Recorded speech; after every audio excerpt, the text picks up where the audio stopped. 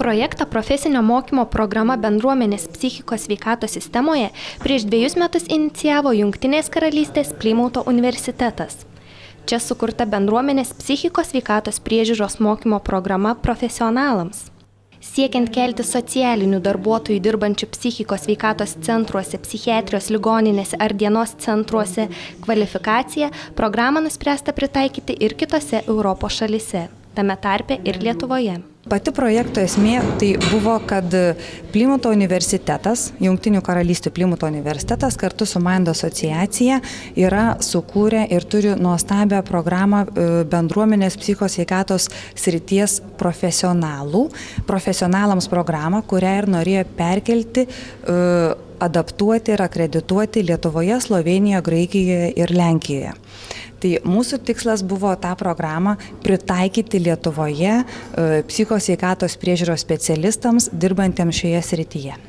Projekto metu atlikti tyrimai apie psichikos sveikatos priežiūros paslaugų teikimą ir nuolat kylančias problemas. Remiantis tyrimų, socialiniams darbuotojams buvo parengtos 5 inovatyvios profesinio mokymo programos. Koordinatoriaus teigimu, šis projektas ypač svarbus, nes psichinė sveikata tiesiogiai įtakoja pilnavertį žmogaus gyvenimą. We had a look at Europe and there were no accredited training programs for community mental health work. Mes atkreipėme dėmesį į Europos šalis, kuriuose tokio tipo programų nebuvo. Šiandien mes bendradarbiaujame su tomis šalimis.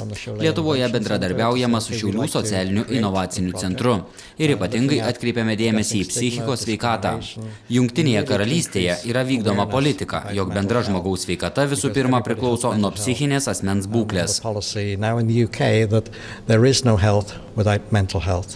So it's a very important part of the process.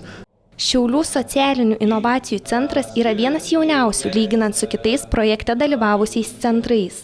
Tai vienintelis Lietuvos centras dalyvavęs šiame projekte.